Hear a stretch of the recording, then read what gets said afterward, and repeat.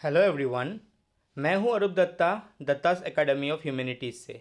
आज हम class 12 political science की कंटेम्प्रेरी वर्ल्ड पॉलिटिक्स बुक का एक बहुत ही इम्पॉर्टेंट चैप्टर पढ़ने वाले हैं, कंटेम्प्रेरी साउथ एशिया। ये चैप्टर सिर्फ आपके फाइनल एग्ज़ाम के लिए ज़रूरी नहीं है, बल्कि ये हमें अपने पड़ोसी देश जो नेबरिंग कंट्रीज़ होता है उनकी पॉलिटिक्स, कॉन्फ्लिक्ट्स और डेमोक्रेसी की जर्नी को भी समझाता है।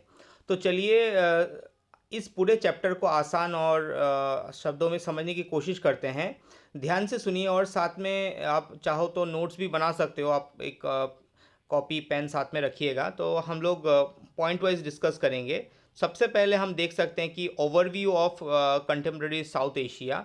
जो कंटेम्प्रेरी साउथ एशिया है उसका एक ओवरव्यू हम लेते हैं, मतलब एक ब्रीफ इंट्रोडक्शन हम देंगे कि हम लोग इसमें क्या क्या पढ़ेंगे बेसिकली, और साथ ही साथ आपको कुछ आइडिया मिल जाएगा साउथ ऑफ एशिया के बारे में। तो बेसिकली क्या होता है कि साउथ एशिया एक ऐसा रीजन है या ऐसा क्षेत्र है जो वर्ल्ड की सबसे घनी आबादी वाले इलाका में से आता है ना। वर्ल्ड में बहुत ज़्यादा पॉपुलेशन पाया जाता है साउथ एशिया, मतलब कुछ देशों को मिलकर एक साथ में साउथ एशिया बोला जाता है। तो यहाँ पे वर्ल्ड में बहुत ज़्यादा पॉपुलेशन यहाँ पे पाया जाता है, लोगों का जनसंख्या बहुत ज़्यादा है। साउथ एशिया वाला जो एरिया है उसमें आपको दिखेगा कि बहुत ज़्यादा पॉपुलेशन है। तो ये जो रीजन है इसमें मेनली आप देखोगे कि 7 कंट्रीज़ है जो मेनली इस साउथ एशिया में आते हैं। सबसे पहले हमारा इंडिया हो गया, फिर हमारे पड़ोसी हो गए पाकिस्तान, बांग्लादेश, नेपाल, भूटान, श्रीलंका और मालदीव्स। तो ये सब जो देश है वो साउथ एशिया के हिस्सा है। अब इन देशों में कहीं ना कहीं पे जो कल्चरल, लिंग्विस्टिक और रिलीजियस डिफरेंसेस आपको बहुत ज़्यादा दिखेगा। ये काफ़ी डाइवर्स एरिया है और साथ ही साथ इन सब में कुछ कॉमन हिस्ट्री भी रही है। कॉमन हिस्ट्री का मतलब होता है ये सारे के सारे देश, अगर आप मालदीव्स को छोड़ दो तो ज़्यादातर बाकी सब देश ही कहीं ना कहीं पर वो ब्रिटिश कॉलोनियल रूल के अंडर में रहे हैं। हालांकि इंडिपेंडेंस के बाद इन देशों ने अलग अलग रास्ते अपनाए। ज़रूरी नहीं है कि जब उनको आज़ादी मिल गया तो सब लोग एक ही जैसे बन गए, सभी लोग डेमोक्रेटिक नहीं बने। कुछ तो ज़रूर ज़रूर डेमोक्रेटिक कंट्री बने, लेकिन कुछ मिलिट्री और मोनार्की ने कुछ कुछ देशों पे लंबे समय तक शासन किया। कुछ कुछ जगह पे आर्मी रूल हो गया, कहीं कहीं पे राजा ने शासन किया, जो मोनार्की राजतंत्र जिसको हम बोलते हैं। तो ये जगह आज भी कहीं ना कहीं पर पॉलिटिकल इंस्टेबिलिटी, यहाँ पर राजनीतिक अस्थिरता आज भी देखने को मिलता है। यहाँ पे इंटरनल बहुत सारे कॉन्फ्लिक्ट्स हैं, कहीं ना कहीं पे देश के अंदर भी प्रॉब्लम्स हैं। और फिर आपसी सीमाओं को लेकर अगर जो बाउंड्री की बात अगर हम करते हैं तो वहाँ पे भी आपको तनाव जैसा समस्याओं से जूझ रहा है, आपको दिखेगा ये सब चीज़ें। लेकिन इसके साथ ही साथ यहाँ पे पीस, कोऑपरेशन और डेमोक्रेसी की कोशिश भी लगातार हो रही है। वहाँ के जो लोग हैं तो वो लोग कोशिश कर रहे हैं हर देशों में कि शांति बहाल हो। जैसे कि हम लोग बात करते हैं कि सार्क एक बहुत इंपॉर्टेंट ऑर्गेनाइजेशन है। सार्क का फुल फॉर्म होता है south Asian association for regional cooperation. तो ये एक तरह का रीजनल इनिशिएटिव है, इस दिशा में प्रयास कर रहा है ताकि इन सब देशों को एक साथ में लाया जा सके। तो अब हम बात करते हैं स्पेसिफिकली साउथ एशिया के बारे में। मैंने आपको ऑलरेडी बता दिया है कि कौन कौन से कंट्री साउथ एशिया में आते हैं, लेकिन अब थोड़ा और डिटेल में समझते हैं। यहाँ पे साउथ एशिया वो एक क्षेत्र है जो एशिया के दक्षिण में स्थित है, मतलब एशिया कॉन्टिनेंट जो है इसके साउथ की तरफ आपको दिखेगा साउथ एशिया। और इसमें इंडिया, पाकिस्तान, बांग्लादेश, नेपाल, भूटान, श्रीलंका और मालदीव्स, ये सब देश आपको पाया जाता है। इन सभी देशों पर कभी ना कभी ब्रिटिश कॉलोनियल रूल रहा है। अगर आप मालदीव्स को छोड़ दो, जैसे मैंने आपको पहले भी बताया, तो 1947 से लेकर 1971 तक इन कंट्रीज़ को धीरे धीरे कहीं ना कहीं पर इंडिपेंडेंस इन लोगों ने पाई है। सब लोगों ने एक साथ नहीं पाया, धीरे धीरे करके पाया। किसी ने आगे, किसी ने बाद में पाया। जैसे इंडिया को 47 में मिल जाता है। तो इंडिपेंडेंस के बाद इन देशों ने अलग अलग पॉलिटिकल और इकोनॉमिक मॉडल अपनाया। मैंने पॉलिटिक्स की बात आपको कही, कहीं पे मिलिट्री रूल था, कहीं पे डेमोक्रेसी था, कहीं पे डिक्टेटरशिप टाइप था, मोनार्की था। लेकिन साथ ही साथ आप देखोगे कि इकोनॉमिक मॉडल भी अलग अलग है। किसी ने कैपिटलिस्ट इकोनॉमी को चुना, किसी ने सोशलिस्ट इकोनॉमी को चुना, तो किसी ने मिक्स्ड इकोनॉमी को चुना। तो इंडिया ने अगर पॉलिटिकली बात करें, इंडिया ने कहीं ना कहीं पे पार्लियामेंट्री डेमोक्रेसी को चुना। अब पता है हमारा देश एक वाइब्रेंट डेमोक्रेसी है जहाँ पे पार्लियामेंट में सारे फैसले होते हैं। तो इंडिया ने जो पॉलिटिकल जो सिस्टम चुना वो पार्लियामेंट्री डेमोक्रेसी है। लेकिन अगर आप पाकिस्तान के कंटेक्स्ट में जाओगे तो वहाँ पे आप देखोगे लंबे समय तक मिलिट्री का प्रभाव रहा है। आर्मी ने कभी लंबे समय तक वहाँ पे रूल किया है। ठीक है ना। फिर बांग्लादेश में अगर हम बात करें तो बांग्लादेश ने शुरू में कहीं ना कहीं सिंगल पार्टी सिस्टम लाने की कोशिश किया था। वहाँ पे शेख मुजीबुर रहमान जो थे, उन्होंने एक पार्टी बनाया था, उसका नाम था इसको बोला जाता है एक्चुअली बक्सल बोलते हैं, बांग्लादेश कृषक श्रमिक आवामी लीग, इस तरह का एक पार्टी वहाँ पे बना था। हालांकि वो चीज़ कामयाब नहीं हो पाया, शेख मुजीबुर रहमान की हत्या हो जाती है। तो आगे चलकर कल जो ये बक्सल की बात मैं आपको कर रहा था, तो ये कहीं ना कहीं पर कामयाब नहीं रहता। लेकिन कुछ समय तक ये एक दलीय शासन का रास्ता बांग्लादेश ने भी चुना था। साथ ही साथ हम बात करते हैं कि नेपाल की, तो नेपाल में आपको दिखेगा कि मोनार्की से लोकतंत्र की ओर बदलाव आया। शुरू शुरू में नेपाल में लोक मोनार्की ही था, बहुत लंबे समय तक वहाँ पे राजा का शासन था। लेकिन आगे चलकर उन लोगों ने कहीं ना कहीं डेमोक्रेसी को चुना। श्रीलंका की बात अगर करेंगे तो वहाँ पे एथनिक टेंशन्स का सामना किया उसने। एथनिक टेंशन्स क्या, यानी यानी कि श्रीलंका में दो जातियों के बीच में लंबे समय तक लड़ाई हुआ। एक तो थे श्रीलंका के जो मूल निवासी थे सिन्हलाज, और दूसरे थे तमिल्स जो तो इन दोनों के बीच में कहीं ना कहीं लंबे लंबे समय तक संघर्ष आपको देखने को मिलेगा। फिर मालदीव्स ने भी कहीं ना कहीं पे पॉलिटिकल इंस्टेबिलिटी देखी है। मालदीव्स भी इतना इजीली रन नहीं किया है। तो साउथ एशिया को कुल मिलाकर कहीं ना कहीं पर कन्फ्लिक्ट प्रोन रीजन भी कहा जाता है। इसको बोला जाता है कि यहाँ पे बहुत ज़्यादा कन्फ्लिक्ट्स होते रहते हैं, बहुत ज़्यादा लड़ाइयाँ वगैरह होती रहती है। लेकिन साथ ही साथ आपको दिखेगा कि यहाँ पे कॉमन ग्रोथ और कॉपरेशन की भी संभावना होता है। ये चांसेस है फ्यूचर में, अगर हम लोग सब मिलजुल कर काम करें, या अभी भी कुछ कुछ जगह में हम लोग कर रहे हैं, कॉपरेट कर रहे हैं, तो इससे क्या हो सकता है, एक अच्छा फ्यूचर हम सबका बन सकता है। तो ये साउथ एशिया के बारे में मैंने आपको बताया कि साउथ एशिया में किस तरह से लोगों ने अलग अलग सिस्टम ऑफ गवर्नेंस चुना। साथ ही साथ इकोनॉमिक मॉडल भी सबका कुछ देशों का अलग अलग है। और फिर इसमें जो चैलेंजेस है और इस चैलेंजेस से कैसे निपटा जाए, तो एक एक आइडिया हमको मिला। अब हम क्लियरली बात करते हैं कि मिलिट्री डेमोक्रेसी इन पाकिस्तान के बारे में। अगर आप स्क्रीन में देख सकते हो तो आप जानते हो कि पाकिस्तान का जो गठन हुआ वो 1947 में ही हुआ। इंडिया 15 अगस्त को मनाता है, वो 14 अगस्त को मनाते हैं अपना इंडिपेंडेंस डे। लेकिन वहाँ की राजनीतिक जो व्यवस्था शुरू से ही अस्थिर रही है। हमारे देश में कहीं ना कहीं पे हमारा पॉलिटिकल स्टेबिलिटी ज़रूर था, लेकिन वहाँ पे क्या है कि मैंने कहीं ना कहीं पर इंस्टेबिलिटी आपको ज़्यादा देखने को मिलेगा। शुरुआती सालों में आप देखोगे कि सिविल गवर्नमेंट्स थी, लेकिन मिलिट्री इंटरफेरेंस बहुत ज़्यादा शुरू हो गई। जो गवर्नमेंट जो डेमोक्रेटिकली चुन कर आता था वो तो थी, लेकिन कहीं ना कहीं आर्मी का इंटरफेरेंस बहुत ज़्यादा था वहाँ पे। पाकिस्तान की बात अगर हम करें तो 1958 में पहली बार मिलिट्री कू किया और जनरल आयूब खान ने सत्ता संभाली। अब अगर बोलोगे कि ये मिलिट्री कू क्या होता है, कू का मतलब होता है आर्मी जब ज़बरदस्ती कोई चुनी हुई सरकार को हटा देता है और टेक ओवर कर लेता है पूरा। तो ये हुआ था पाकिस्तान में 1958 में। जनरल आयूब खान ने क्या किया, एक मिलिट्री कू करवाया, आर्मी को लेकर कहीं ना कहीं पर सरकार को सत्ता से हटा दिया। तो उसी ने कहीं ना कहीं पर वो सत्ता संभाल लिया। इसके कई वर्षों बाद अगर आप देखोगे कि फिर मिलिट्री शासन फिर से आता है 1977 में, जब जियाउल हक के नेतृत्व में ये मिलिट्री कू होता है। फिर 1999 में, जिस समय में इंडिया के साथ कारगिल वॉर भी हुआ था, तो जनरल परवेज़ मुशर्रफ, तो उसने भी कहीं ना कहीं पर ये कू में शामिल था। तो इन लोगों ने ये कई बार आपको देखने को मिलेगा कि पाकिस्तान में मिलिट्री कू हुआ है। तो मिलिट्री ने केवल डायरेक्टली पावर में रही, ना केवल मतलब ऐसा बात नहीं कि वो खाली डायरेक्टली पावर में ही रही, बल्कि सिविलियन गवर्नमेंट्स पर भी इनडायरेक्ट कंट्रोल बनाए रखा। अगर जब भी कोई इलेक्टेड गवर्नमेंट आता भी था, जब मान लो आर्मी आर्मी डायरेक्ट पावर में नहीं है मिलिट्री, तब भी जो भी गवर्नमेंट है वो उसको कहीं ना कहीं भी इनडायरेक्ट रूप से कंट्रोल करता था, और अभी भी करता है।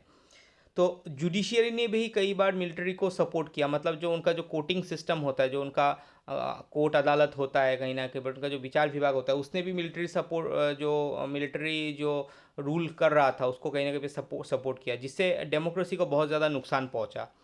हालांकि 2008 के बाद आप देखोगे कि लगातार डेमोक्रेटिक इलेक्शन हो रहे हैं पाकिस्तान में, और जनता का समर्थन डेमोक्रेसी के लिए मजबूत हो रहा है। लेकिन वहाँ पे बहुत ज़्यादा प्रॉब्लम्स अभी भी है, जैसे कि मिलिट्री को लेकर उनका एक एजेंसी है जो आईएसआई है, और सिर्फ फिर रिलीजियस फंडामेंटलिस्ट बहुत ज़्यादा है, धार्मिक कट्टरपंथ जिसको हम लोग बोलते हैं। तो इन सब संगठनों का प्रभाव वहाँ पर अभी भी बना हुआ है। तो इन सब जो इलेक्टेड गवर्नमेंट होता है उसमें भी इन सब का रोल आपको देखने को मिलता है। तो ये था हमारे पाकिस्तान के बारे में हमने बात किया। फिर हम देखेंगे कि डेमोक्रेसी इन बांग्लादेश। बांग्लादेश में डेमोक्रेसी का क्या हालत था। हम जानते हैं कि बांग्लादेश का जन्म 1971 में हुआ था। ये पहले पाकिस्तान का ही हिस्सा हुआ करता था। देश आज़ाद होने के बाद पाकिस्तान ये इसको ईस्ट पाकिस्तान बोला जाता था, जिसको आज के समय में हम बांग्लादेश बोलते हैं। तो ये एक बहुत ही खूनी लड़ाई चली, कहीं ना कहीं पे बहुत ज़्यादा ब्लड शेड्स हुआ जहाँ पे जब बांग्लादेश को आज़ादी मिला, क्योंकि पाकिस्तान के जो लोग थे वो बांग्लादेशी बंगाली भाषी लोगों के ऊपर बहुत ज़्यादा जुल्म करते थे, उनके साथ भेदभाव करते थे। तो उसके खिलाफ कहीं ना कहीं पर ईस्ट पाकिस्तान के लोग खड़े हो गए। और इस आंदोलन के नेता थे शेख मुजीबुर रहमान, जो पहले प्रधानमंत्री भी बने बांग्लादेश के। और लेकिन 1975 में उन्होंने कहीं ना कहीं सिंगल पार्टी सिस्टम, जिसको हम लोग बक्साल बोलते हैं, थोड़ी पहले ही मैंने आपको समझाया, बांग्लादेश कृषक श्रमिक आवामी लीग जो है, तो उसको उन्होंने लागू करने की कोशिश किया। मतलब उनका मानना था कि ज़्यादा पार्टी रहने से कन्फ्यूजन क्रिएट हो सकता है, तो वो एक सिंगल पार्टी सिस्टम की तरफ चल दिए थे। लेकिन उनको कहीं ना कहीं पे सीक्रेटली उनको उनको मार दिया जाता है उनके घर में ही। तो उसी साल उनकी हत्या हुई और मिलिट्री ने सत्ता पर कब्जा कर लिया। बांग्लादेश में भी आप देखोगे मिलिट्री कू आ जाता है। तो मिलिट्री शासन कई वर्षों तक रहा वहाँ पे, जैसे कि जियाउर रहमान और फिर इरशाद के नेतृत्व में भी आपने देखा होगा कि बांग्लादेश में ये सब चीज़ें हो रहा था। 1990 में एक बहुत बड़ा आंदोलन के बाद डेमोक्रेसी बहाल हुई वहाँ पर। अभी बांग्लादेश में आवामी लीग और बांग्लादेश नेशनल पार्टी, जिसको बीएनपी बोलते हैं, वो बहुत इंपॉर्टेंट पार्टियाँ बनी हैं। हालांकि पिछला साल भी बांग्लादेश में कई सारे प्रॉब्लम्स हुए थे, आवामी लीग को सत्ता से हटा दिया गया। तो बांग्लादेश में ये सब चीज़ें चलता रहता है। हालांकि इस टकराव ने कई बार हिंसा का भी रूप लिया है, परंतु डेमोक्रेटिक व्यवस्था अभी भी कहीं ना कहीं पे बांग्लादेश ने कैरी करके रखा हुआ है। अब बात करते हैं हमारा और एक बहुत ही इम्पोर्टेंट नीबर नेपाल के बारे में। नेपाल में मोनार्की था, फिर डेमोक्रेसी कैसे आया। नेपाल एक लंबे समय तक हिंदू मोनार्की रहा है, वो एक तरह का हिंदू राजा के शासन में था लंबे समय तक। लेकिन 1919 में जनता ने एक बार वहाँ पे आंदोलन से कॉन्स्टिट्यूशनल मोनार्की बनाई। तो एक लंबा दौर का लड़ाई चला। तो बाद में क्या हुआ, मोनार्की को पूरी तरह से ख़त्म तो नहीं किया गया, लेकिन एक कॉन्स्टिट्यूशन ज़रूर रखा गया कि मोनार्क को भी कॉन्स्टिट्यूशन के हिसाब से चलना पड़ेगा। और आगे चल के आप दिखेगा कि जो नेपाल है वो मल्टी पार्टी डेमोक्रेसी बन जाती है, कई सारे पार्टीज उसमें आ जाती है। लेकिन वहाँ पे भी कहीं ना कहीं पॉलिटिकल इंस्टेबिलिटी था, कमज़ोर सरकारें थी और माओइस्ट इंसर्जेंसी। माओइस्ट समझते हो ना आप, जो माओवाद होता है, जो चाइना के माओ जेडोंग के आदर्श से या आइडियोलॉजी से जो लोग इंस्पायर्ड हैं, वो लोग कहीं ना कहीं पे लंबे समय से संघर्ष पे थे, लड़ाई कर रहे थे। तो इनके चलते कई समस्याएं बढ़ी। तो 2001 में जो रॉयल मैसेकर हुआ था, आपको पता है ना, राज परिवार के ही व्यक्ति ने राज परिवार के सभी को मार दिया था। तो इसके बाद आप देखोगे कहीं ना कहीं पे जो रॉयल मैसेकर हुआ था, ये जो राज परिवार के बहुत सारे लोगों को नेपाल में मार दिया गया था उन्हीं के परिवार के सदस्य द्वारा। तो उसके बाद कहीं ना कहीं पे मोनार्की धीरे धीरे ख़त्म होना शुरू हो जाता है। 2005 में किंग ज्ञानेंद्र ने फिर से डायरेक्ट कंट्रोल लिया। एक बार उन्होंने चेष्टा किया कि फिर से वो किया, लेकिन इसके चलते, लेकिन जो नेपाल है वहाँ पे 2006 में ही फिर से कहीं ना कहीं पे एक लोकतांत्रिक आंदोलन हुआ। उसके बाद मोनार्की को पूरी तरह ख़त्म कर दिया गया। तो फिर 2008 में अगर हम देखोगे, यहाँ पे आप देख सकते हो 2008 में अगर आप देखोगे कि नेपाल एक सेकुलर डेमोक्रेटिक रिपब्लिक बन गया कहीं ना कहीं पर। बहुत ही एक सेकुलर डेमोक्रेटिक रिपब्लिक जहाँ पे सभी धर्मों का वो चलेगा, इस तरह का चीज़ था। और कॉन्स्टिट्यूशन बनाने में लंबा समय लग गया। हालांकि 2015 में नेपाल में कॉन्स्टिट्यूशन लागू होता है। फिर लेकिन जनता का लोकतंत्र में जो विश्वास था वो कहीं ना कहीं पे बना रहा है, ऐसे नहीं कि वो विश्वास चला गया। फिर बहुत ही इंपॉर्टेंट एक हमारे नेबर श्रीलंका के बारे में बात करते हैं, उसके एथनिक कन्फ्लिक्ट के बारे में बात करेंगे, डेमोक्रेसी के बारे में बात करेंगे। थोड़ा बहुत हिंट मैंने दिया था सिन्हला और तमिल के बारे में, तो आइए उस चीज़ को अच्छे से समझते हैं हम लोग। श्रीलंका ने 1948 में जो उनका इंडिपेंडेंस मिला उनको, और जैसे हम लोगों को 47 में मिला तो श्रीलंका को 48 में मिला। और शुरू में वहाँ पार्लियामेंट्री डेमोक्रेसी रही, वहाँ पे भी इंडिया जैसा ही पार्लियामेंट्री डेमोक्रेसी रही। लेकिन वहाँ में क्या था कि सिन्हला मेजोरिटी थी, वहाँ का जो मूल निवासी थे सिन्हलास, तो वो संख्या में अधिक थे और ज़्यादातर पावर अपने ही हाथ में ले ली। लेकिन जिससे तमिल माइनॉरिटी खुद को अलग थलग महसूस करने वाले मैंने करने लगे। वहाँ पे तमिल लोग भी थे जो हिस्टोरिकली कहीं ना कहीं पे तमिलनाडु से वहाँ पे मूव किए होंगे या शुरू से ही वहाँ पे थे। तो तमिल और सिन्हलास थे, तो सिन्हला और तमिल के बीच में कहीं ना कहीं पे यहाँ पे भेदभाव आपको दिखेगा कि सिन्हला ने तमिल्स को कहीं ना कहीं फैसिलिटी कम दिया है। जो सदियों से तमिल यहाँ पे रह रहे हैं तो उनको कहीं ना कहीं पीछे रख दिया है, और ज़्यादातर पावर जो सुविधाएं हैं वो सब अपने हाथ में रखी उनके कॉन्स्टिट्यूशन के हिसाब से। फिर 1956 में सिन्हला को ऑफिशियल लैंग्वेज भी वो लोग घोषित कर देते हैं। तो तमिल्स के खिलाफ एक तरह का डिस्क्रिमिनेटरी पॉलिसी माना गया। तमिल लोगों ने मान लिया कि ये हमारे खिलाफ एक तरह का भेदभाव वाला पॉलिसी है। तो तमिल पॉपुलेशन ने शुरू में ऑटोनॉमी की मांग की।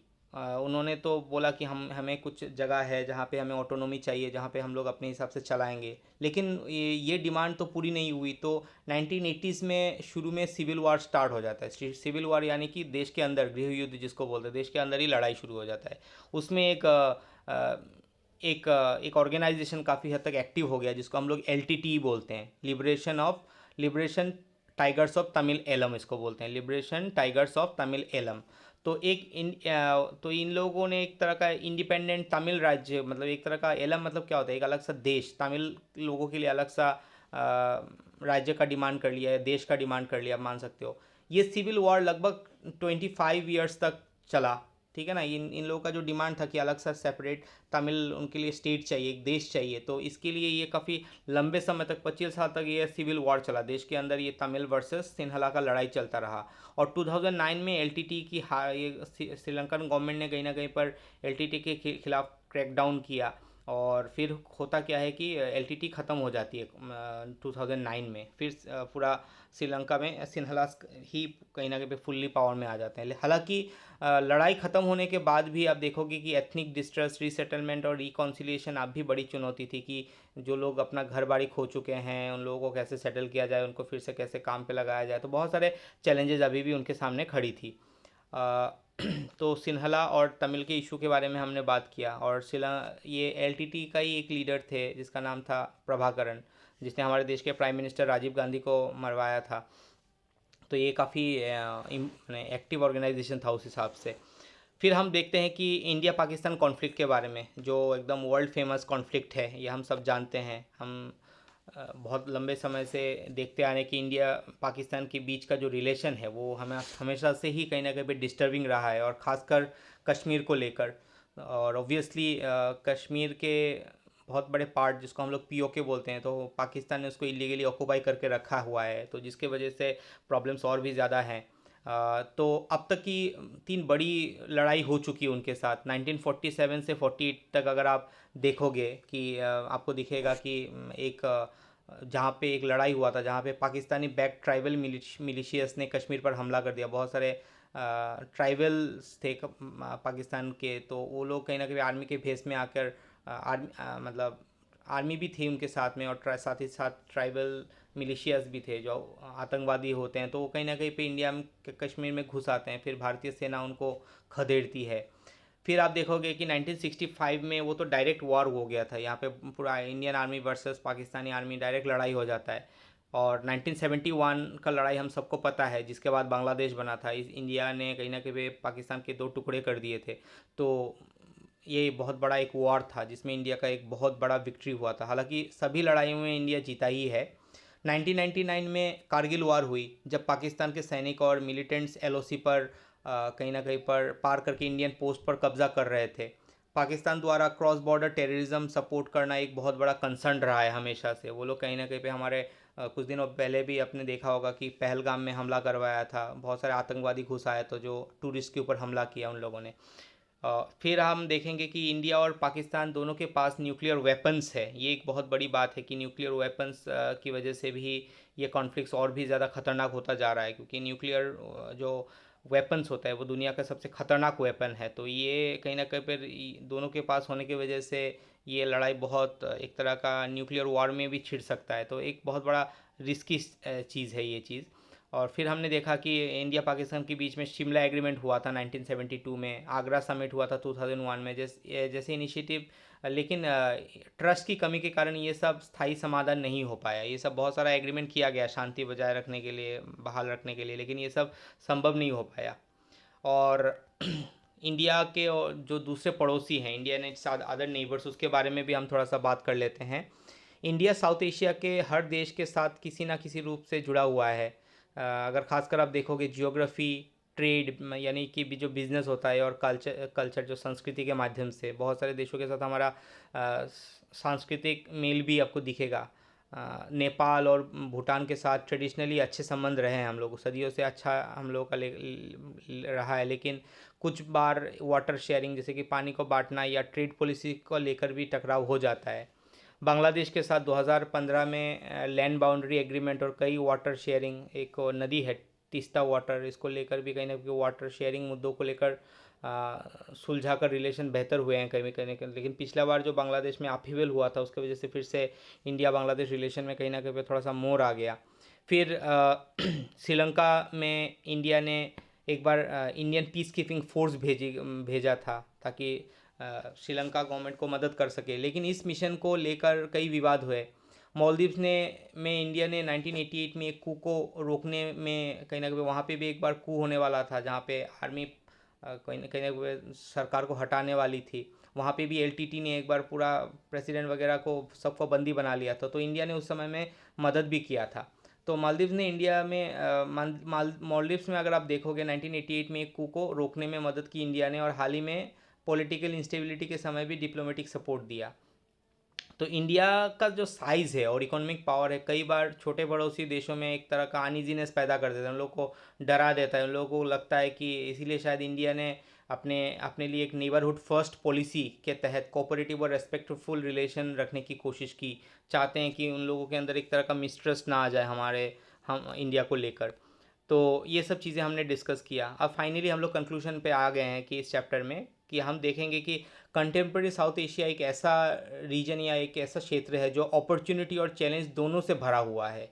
यहाँ पर एक और गरीबी यानी पॉवर्टी, टेररिज्म या फिर कम्युनलिज्म जिसको सांप्रदायिकता बोलते हैं, या पॉलिटिकल इंस्टेबिलिटी, राजनीतिक अस्थिरता है, तो दूसरी तरफ आपको डेमोक्रेसी, कॉपरेशन और ग्रोथ की भी चांसेस आपको बहुत ज़्यादा दिख जाएगा। तो ओवरऑल ये बहुत एक यहाँ पे नेगेटिव के साथ साथ कुछ पॉजिटिव बातें भी जुड़ी हुई हैं। हम देखेंगे तो इंडिया की भूमिका यहाँ सबसे इम्पॉर्टेंट है। एक स्टेबल डेमोक्रेसी और एक इकोनॉमिक लीडर के तौर पर इंडिया रीजन में पीस और कॉपरेशन को आगे बढ़ा सकता है। साउथ एशिया का भविष्य इस बात पर निर्भर करता है कि देश आपसी मतभेदों को कैसे संभालते हैं, और रीजनल यूनिटी जो हमारा साउथ एशियन रीजन है उसमें यूनिटी की तरफ कितना आगे बढ़ते हैं। तो ये कुल मिलाकर सभी को मिलकर स्टेप उठाना पड़ेगा, तभी जाके कहीं ना कहीं पर साउथ एशिया में कहीं ना कहीं पर शांति आ सकता है, ग्रोथ आ सकता है। तो आशा करता हूँ ये वीडियो आपको पसंद आया होगा। तो थैंक यू।